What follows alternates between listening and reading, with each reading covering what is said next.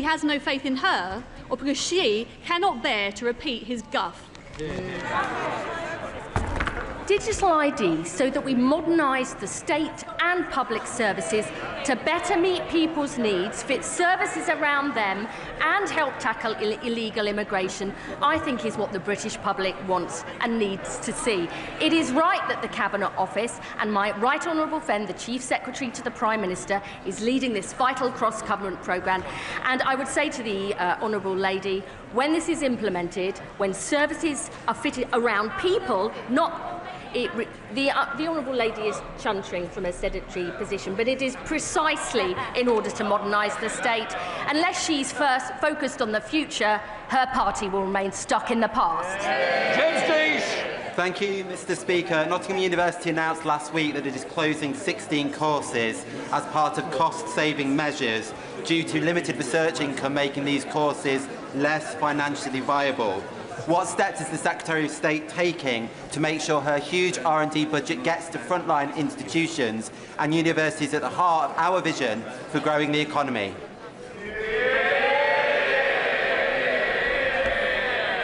I'm very happy to look in more detail into what the honourable gentleman says. He knows our post-16 skills and education white paper sets out our vision and plan for universities, including record investment from my department into research and development and protecting the strategic priorities grant for STEM subjects. There's more we can do, and I'm happy to discuss it with him further. Lisa Smart. Speaker, Starting Point in Woodley is a social enterprise that works to tackle digital exclusion. They tell me that the lack of access to a device is a barrier for too many of my constituents. What plans does the government have to enable the refurbishment of government and civil service devices to make it easier for my constituents to get online? Mr. Speaker, the honourable lady raised a very important question about digital inclusion, which is right at the heart of the government's strategy. We just heard from the opposition that they're against digital ID and digitalising this country. I knew my answer would be popular, but I'm very happy to meet with the honourable lady to talk about that specific project in her constituency. Marcus Campbell-Sabers. Thank you, Mr. Speaker. Given the constant criticism of the Information and Commissioner's Office for weak FOI enforcement and sluggish decisions, why must Britain lag behind countries like Sweden and Norway, where citizens routinely access information in under a week? And how can MPs meaningfully hold the Commissioner to account? Mr. Speaker, the ICO is operationally independent of government. It is accountable to this Parliament. The Information Commissioner can appear in front of the select committees to discuss the ICO's performance, and I would encourage the select committee to perhaps do that. Right, that completes questions. I'd like to welcome the Canadian Speaker and the ministers with him today. Right, we now come to Prime Minister's question. Lincoln John. Number one, Mr. Speaker. Prime Minister. Can I also welcome the Canadian Speaker? And can I also welcome Mervyn Kirsch to the gallery today? He's a member of our greatest generation, a D-Day veteran who entered Bergen-Belsen days after it was liberated. Mervyn is 100 years old. I'm lucky to have met him twice, and I know that it took him many, many years before he felt he could even begin to tell his story. And we thank him for his service and the story that he has told us in respect of it. As we mark Armistice Day, we give our eternal thanks to Mervyn and all those who served, and remember the extraordinary sacrifice of ordinary people who fought to defend our freedom. Mr. Speaker, the House will also want to join me in remembering Holocaust survivor Manfred Goldberg.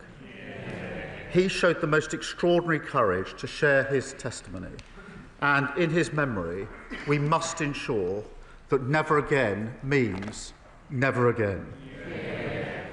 Mr. Speaker, I welcome the news that SSE have announced that they will spend £33 billion on clean energy projects in this country. That's a major vote of confidence in the UK economy, happening because of our decisions to embrace the opportunities of clean power. Mr. Speaker, this morning I had meetings with ministerial colleagues and others. In addition to my duties in this House, I shall have further such meetings later today. Good job. Thank you, Mr. Speaker. And can I associate myself with the Prime Minister's remarks about remembrance? I particularly remember in 1997 in West Africa, where I somehow managed to survive a bloody and violent attempted coup. So if the Prime Minister wants any ideas about how to do that, he only has to ask. The Prime Minister's questions last week was, Mr. Speaker, an absolute bin fire. So if the Prime Minister is indeed intent on promoting the United Kingdom on the world stage, please can he promise the House that he will never, ever, ever be away on a Wednesday ever again?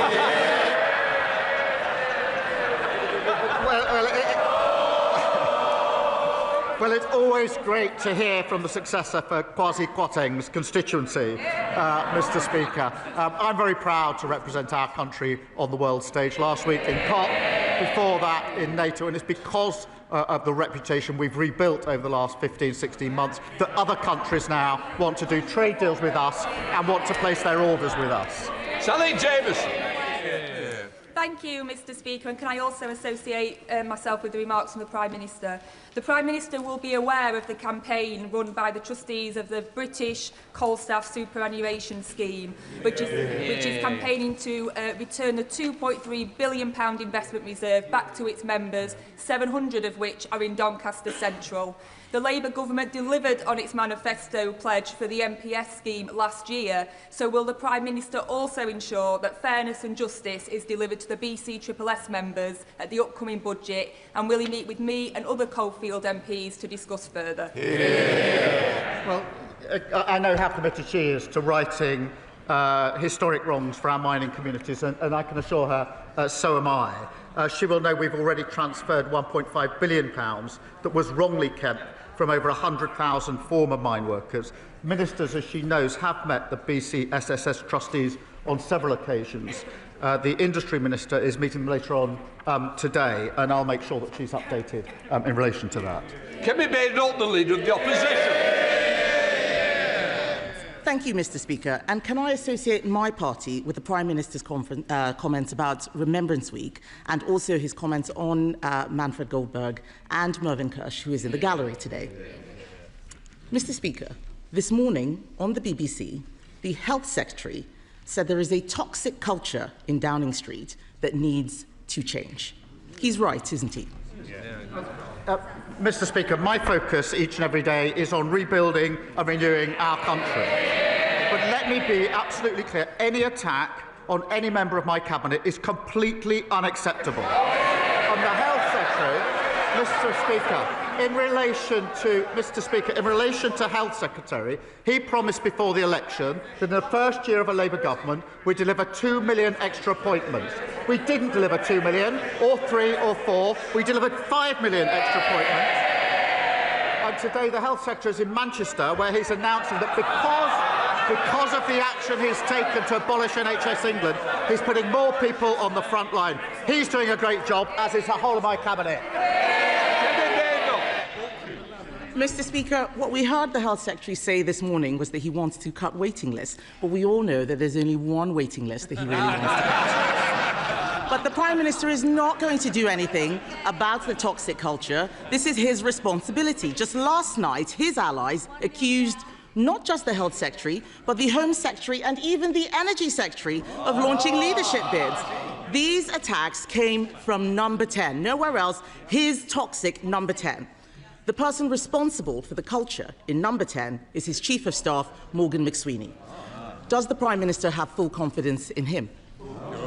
Morgan McSweeney, my team and I are absolutely focused on delivering for the country. And let me be clear, of course, Mr. Speaker, I've never authorised attacks on Cabinet members. I appointed them to their posts because they're the best people to carry out their jobs. And Mr. Speaker, she asks about waiting lists. Waiting lists are down under this government. The number of GPs is up. And because we scrapped NHS England, we're investing on the front line. That's what the Health Secretary is doing today, getting on with his job, and he's doing a very good job too. Mr. Speaker, I didn't hear him give full confidence to Morgan McSweeney, but the truth is he says these attacks aren't authorised. That means he's lost control of Number 10, because that's where they're coming from. But the real scandal, Mr. Speaker, the real scandal is that 2 weeks from a budget, the government has descended into civil war. Instead of fixing the mess they've made of the economy, they're all... Mr. Speaker, they're all chuntering. These are the feral MPs that Number 10 has been talking about. They're not my words. They're Number 10's words, his words. But unbelievably, Mr. Speaker, the Prime Minister's advisers have been reduced to briefing that MPs can't get rid of him, and I'm not making this up, they can't get rid of him because it would destabilise international markets. Why does the Prime Minister think that there would be a market meltdown if the Health Secretary took over? Mr. Speaker, this is a united team and we are delivering together. Look what we delivered. The fastest growth of the G7. 5 interest rate cuts. Trade deals with the EU, the US and India, all of which they oppose. We've delivered. And I can update the House. If people want to audition for a pantomime, I suggest you go to the Old Vic. Pantomime. Mr. Speaker, I can update the House. The Bank of England has upgraded growth today. We've secured £230 billion of private investment. And just this morning, I thought she might welcome it, the SSE have announced £33 billion of investment in clean power. That's what this team are delivering for the country, fixing the mess that they left. Mr. Speaker, he's talking about growth and investment. While the Prime Minister desperately tries to cling on to his own job, perhaps he understands what it's like for all those people out there losing their jobs. How can he talk about growth? Yesterday, we learned that unemployment has risen to the same rate as it was in lockdown. 180,000 jobs lost, Mr. Speaker. Why does the Prime Minister think that unemployment has risen every single month since Labour took office?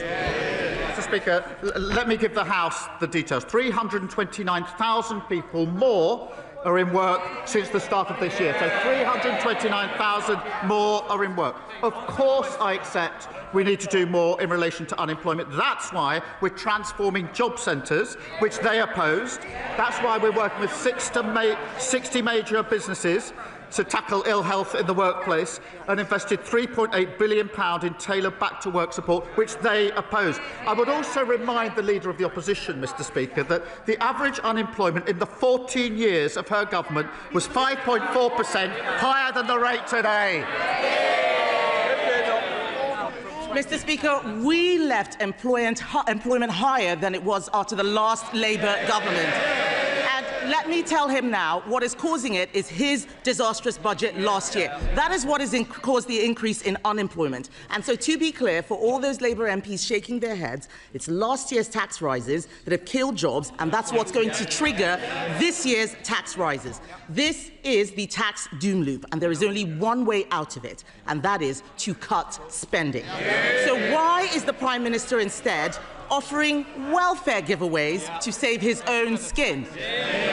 Well, Mr. Speaker, I'll tell the Leader of the Opposition why we increased national insurance. It's because of the mess that they left the country in. The NHS on its knees. Now we've got 5 million extra appointments, waiting lists down, and 2,500 more GPs as a result of our decisions.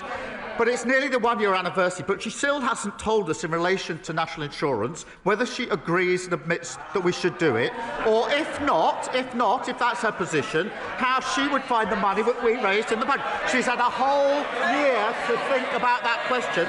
Perhaps now she can give us an answer. Mr. Speaker, I wouldn't have made the stupid mistake in the first place of putting up the jobs tax and killing jobs. Since they came in, it's been disaster after disaster. The Deputy Prime Minister, the new Deputy Prime Minister, is clueless about how many illegal migrant sex offenders he's let loose. The Culture Secretary breaking the rules to give her donor a top job. Taxes set to rise even further. Unemployment at levels not seen since lockdown. And in the middle of it, a weak Prime Minister at war with his own cabinet. Mr. Speaker, it's not just him, it is all of them. There is no replacement, it is all of them. 2 weeks before the budget, isn't it the case that this Prime Minister has lost control of his government, he's lost the confidence of his party and lost the trust of the British people? Mr. Speaker, the stupid mistakes were made over 14 long years. They broke the economy, and now they think that they can lecture us. And now they've got this unserious idea that they can find £47 billion of cuts without saying where they're going to come from. No wonder that's called flimsy.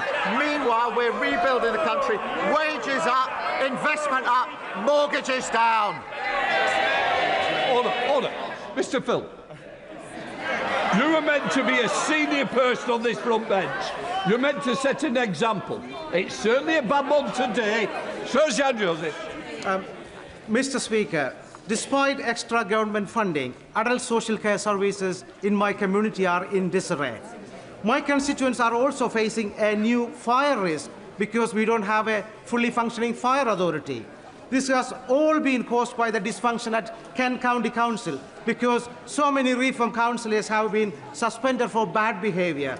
So does the Prime Minister share my concern that reform chaos is a risk to public safety?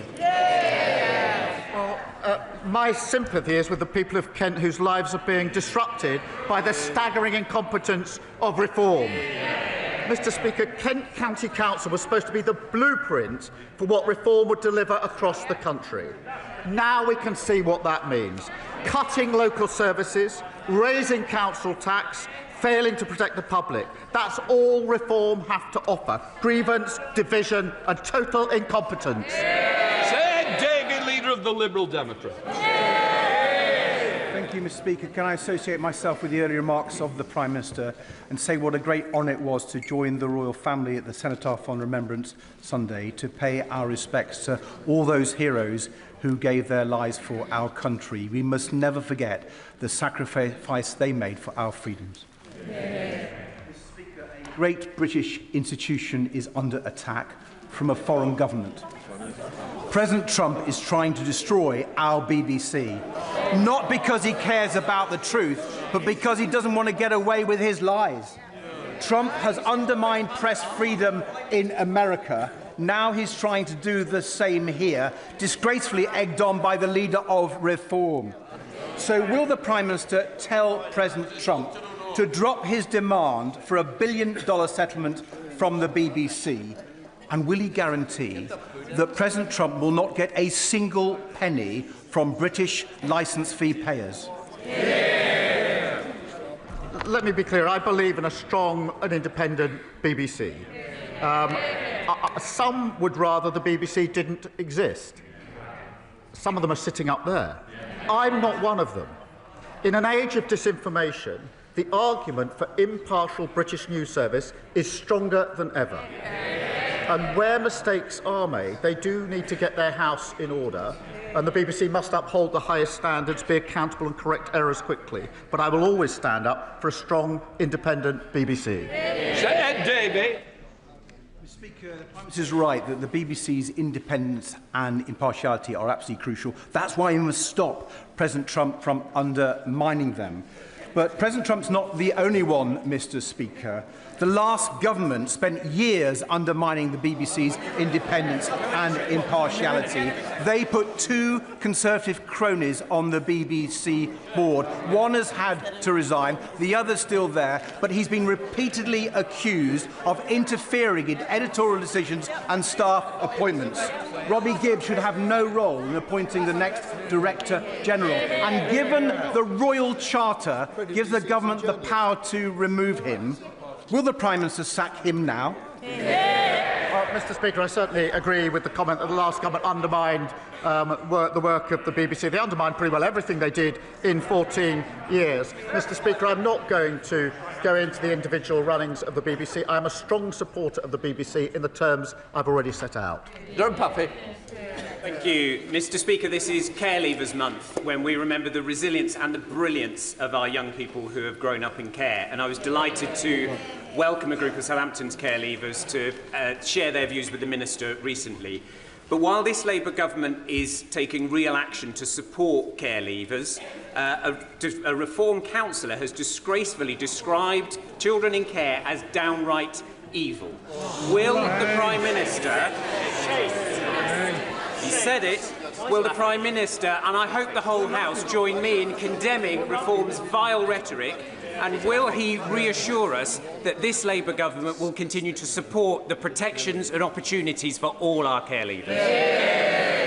Well, Mr Speaker, November marks the first ever Care Leavers Month, and that is a time to recognise that every child deserves support to achieve their potential. And through our landmark Children's Wellbeing Bill, we're requiring every local authority to help care leavers find secure accommodation. It saddens me that the parties opposite voted against it. The comments about children in care being evil are utterly appalling. And now the member for Clacton has heard them. I'm sure he'll want to condemn them right now. Nigel Farage. Thank you, Mr Speaker. No, I've only got 30 seconds. The Prime Minister has stated very clearly that he wants to close the migrant hotels by the end of this Parliament. Well, the reform-led West Northamptonshire Council, brilliantly led council, will be issuing foreclosure notices on 3 migrant hotels within the next few days in response to grave public concern about the safety of women and girls on the streets of West Northamptonshire. Would the Prime Minister approve of us speeding up the closure of the migrant hotels? Mr Speaker, we will grit the mess we inherited and close every hotel. At their peak, under the previous government, there were 400 hotels. Now there are only 200 remaining. But he says he doesn't have time to condemn the comments calling children in care evil. He's also not had the time, it appears, to condemn the racist comments of his own MP. Utterly spineless. Jeff Smith. Thank you, Mr Speaker. Last week I visited the new diagnostic centre at Withington Community Hospital, and as well as the 85,000 new appointments it's going to create, I was really pleased to see the new solar panels and heat pumps being designed into the building. So in the week of COP, and can I thank the Prime Minister for his climate leadership and attending COP, in the week of COP, what more can we do to ensure that new public buildings have green energy designed into them?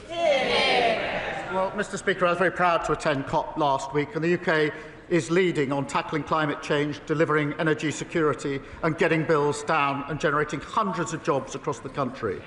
We're investing over £250 million to put rooftop solar on schools, hospital and military sites across the country, and that will deliver £400 million of savings to renew our public services. Angus MacDonald. Prime Minister, successive governments imposed massive environmental tariffs on customers using UK-produced renewable electricity, but far less on imported carbon fuel mains gas. This is the main reason why those not on the gas grid, i.e. those living in rural Britain, pay a great deal more to heat their properties. Yes, renewable projects are important, but the huge environmental tariffs on our electricity bills are not fair. Would the Prime Minister acknowledge this injustice and commit his government to addressing this? Thank you. Can I absolutely recognise the need to address the imbalance between electricity and gas prices? We are exploring options to create a fairer system, and I'm happy for ministers to keep him updated on what we're looking at. It's thanks to those levies and Labour's expansion of the warm homes discount that 6 million families will be getting £150 off their energy bills this winter. And I know that he will welcome the £33 billion in investment from SSE, helping connect clean energy to areas across Scotland where it's most needed. Lindsay Powell. Thank you, Mr Speaker. Prior to the general election, the Health Secretary visited Amber Valley and declared it an NHS dentistry desert. Since then, I've secured £240,000 of additional funding, encouraged my constituents to access the 16,300 emergency appointments in Derbyshire, and last week secured thousands of extra UDAs. But there is more to do. So can the Prime Minister update me on the progress of the contract negotiations with the BDA and the timescale that the department is working to? Well, Mr Speaker, I'm appalled that we inherited such a situation where tooth decay is the most common reason where children between 5 and 9 are admitted to hospital. Every children's hospital under their watch going in 5 to 9. I was very shocked when I heard this the first time at Alderhay Hospital up in the northwest, that more children being admitted to have their teeth taken out because they're rotting between the ages of 5 to 9 than any other operation. That was their record. They should just be ashamed of it. Ashamed of it. It's why I'm determined to rebuild NHS dentistry. I can confirm that discussions are underway with the sector, including the British Dental Association, on fundamental reform to the dental contract to get her constituents the care that they need and that they deserve. Thank you, Mr. Speaker. Jehoot's Pharmacy has been responsible for repeated closures, leaving staff unpaid and residents without access to vital medicine.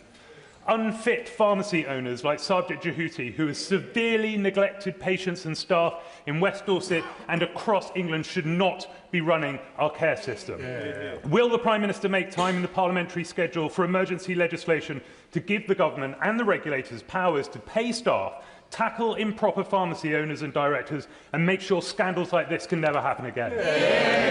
Can I thank him for raising this really serious issue, which has been raised by others across these benches on previous occasions, and it is a very serious issue. It is simply not right that customers and staff have been so badly let down. The Care Minister has convened representatives from across the industry to resolve the situation as quickly as possible, and I want to reassure him that we're working speedily to consider how to strengthen regulation of these pharmacies, and I'll update the House as soon as I can. Thank you, Mr. Speaker. During the assisted dying debates, I and many others highlighted the importance of palliative care provided by hospices, but this vital work has been left reliant on donations and charity for far too long, and Garden House Hospice in Letchworth is now facing a serious funding gap. I welcome government investment in hospices, but will the Prime Minister consider broader reform to put hospice funding on a sustainable footing? And can he ensure ministers meet with me to explore every option to keep Garden House Hospice open?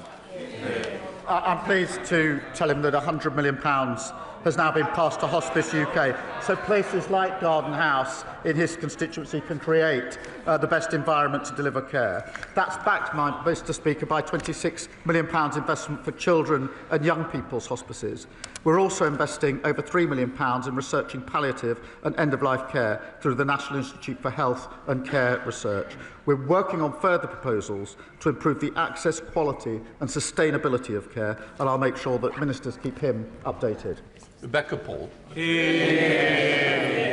Thank you, Mr. Speaker. I would like to ask the Prime Minister for his help. It's been over 6 months since the Supreme Court ruling on the meaning of sex, yet public institutions are still knowingly and intentionally breaching the law. HMP Downview, a women's prison in Banstead, has 5 biological males in it. And if that wasn't bad enough, those males are mixing with the women in the daytime without adequate supervision. Will the Prime Minister ensure biological males are moved out of women's prisons immediately? The Supreme Court ruling must be implemented in full and at all levels. She's absolutely right about that. She's raised these examples with me. I will make sure they're looked into and make sure she gets a proper reply in relation to the particular examples. Thank you, Mr. Speaker. With miles of golden sand and a bucket full of memories, Rhyl has been attracting visitors for generations. After millions of pounds of Welsh Government investment and a £20 million UK Government Neighbourhood Fund, Rhyl is on the up. Does the Prime Minister agree with me that only with 2 Labour governments working together can we restore pride in our Welsh seaside towns? Join me for a stroll on our new promenade to see just what Rhyl has to offer. Well, that's a very appealing invitation just at the moment. Mr. Speaker, I'm proud to be putting power and resources directly back in the hands of local people in communities like Rhyl. That £20 million can be used for issues that matter most to them, include revitalising their high street, a cause that I know is crucial to many residents, including hers. Just 1 in 14 communities across Wales is benefiting from the Pride in Place funding. This is the renewal you get with a Labour government working with a Labour government in Cardiff. Max Wilkinson. Thank you, Mr. Speaker. Maternity services are a vital part of women's healthcare, but sadly too many women are being failed. At Cheltenham General Hospital, the Evita Birth Centre was temporarily closed for labour and births back in 2022.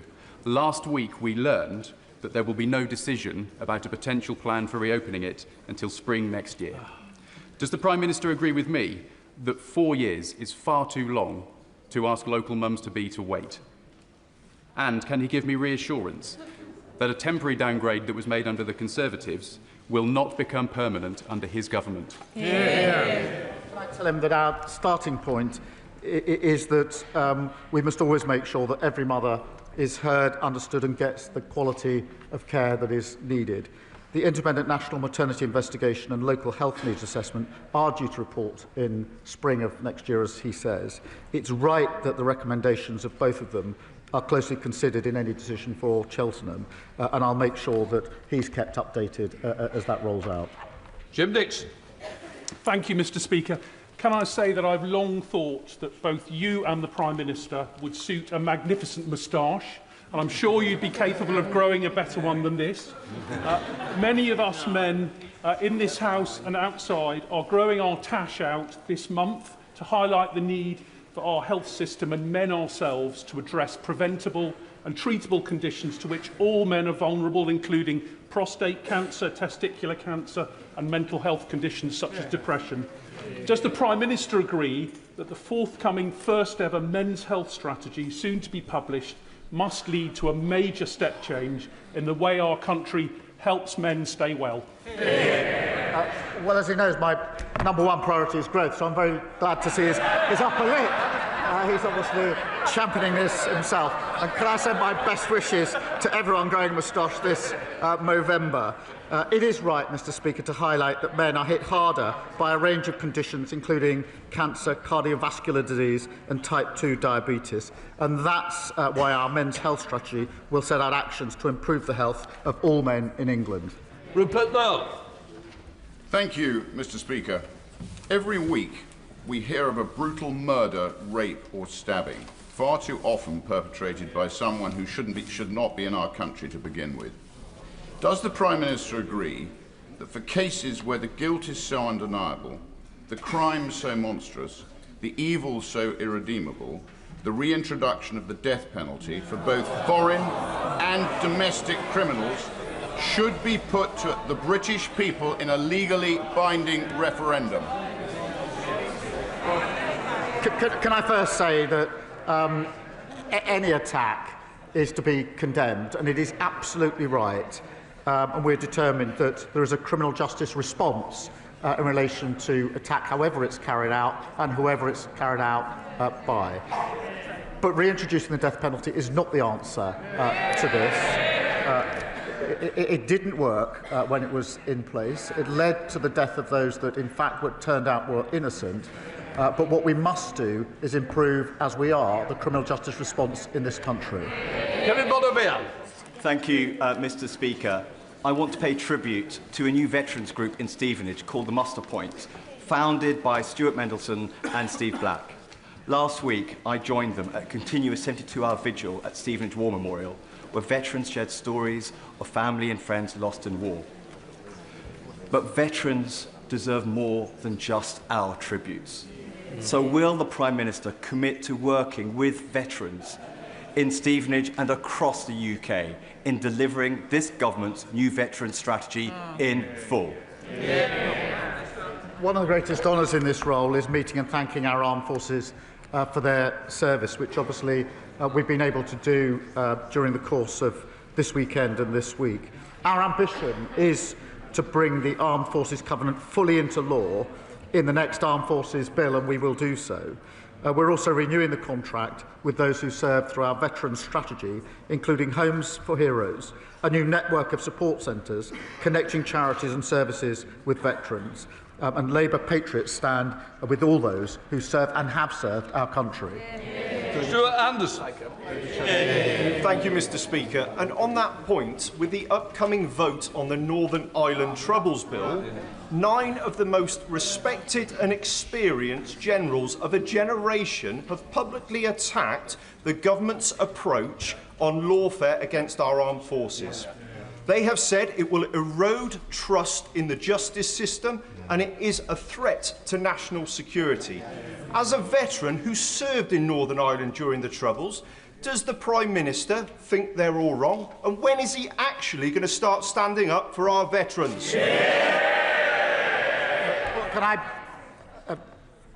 I begin by thanking him for his service to our country? And when former service chiefs raise an issue, we will, of course, engage with them. Of course, I respect their service and their views, and will do so. We are having to get rid of unlawful legislation and putting in place a system with clear rights and protections for veterans, and we'll continue to try to get that balance right. Anderson.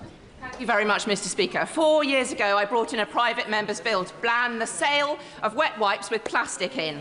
The last government dragged its feet. These wet wipes cause fatbergs in our sewers and millions of pounds on our water bills for all of our constituents and pollute rivers and seas.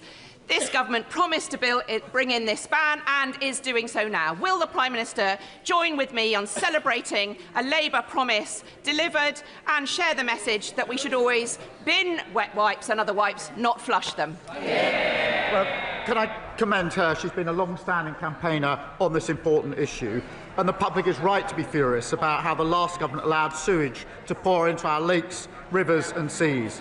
Alongside tough new powers to combat pollution, this ban will put an end to plastic wet wipes that litter our beaches, clog up our sewers and harm wildlife. David Chadwick. Thank you, Mr. Speaker. Lloyds Bank have over 31,000 customers in my constituency, and yet many of those customers, particularly the elderly and the vulnerable, are struggling to get out their own cash. That's because Lloyds have closed their branches in Brecon, in Prestine, in Ustragunlice, and before the end of this month in Pontedower. That's despite making billions in profits and paying their CEO £5 million. Will the Prime Minister write to Lloyds Bank and ask them to keep that last branch in Pontedower open? Well, I'm grateful to him for raising that, and I'll look at the particular example that he's raised. As he will know, we're rolling out hubs, some of them already in place and more to come, and I'll happily update him on where they're likely to be. Final question, Richard Quigley. Thank you, Mr. Speaker. Following the work of our APPG for eating disorders, I was horrified to hear that 19-year-old Lily Cliff, who suffers from anorexia, has been placed on an end-of-life care pathway after Rotherham, Doncaster and South Humber NHS Foundation Trust obtained a Court of Protection ruling to withdraw her treatment. This decision directly contradicts NICE guidelines and the Minister for Care's own statement in September that eating disorders are not a terminal illness. Will the Prime Minister urgently review this case to ensure that Lily and her family receive the support they need and that Lily is given every possible chance to recover and live, and remind all ICBs, NHS and hospitals that suffering from an eating disorder is not a terminal illness? Well, first, my thoughts are with Lily and her family, and the details he raises are really deeply concerning. I know he's raised this with health ministers, and I'll make sure he gets a swift response. He is a powerful advocate for change, and I share his determination that everyone with an eating disorder gets the care and the support that they need. Let the front benches change over.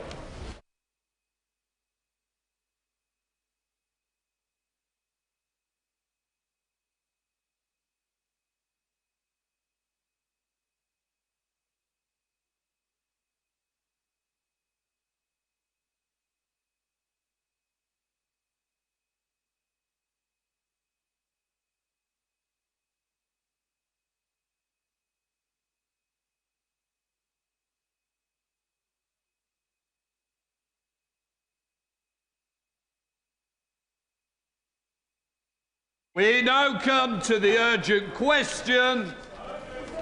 Louis French. To ask the Secretary of State if she will make a statement on the appointment of the independent football regulator.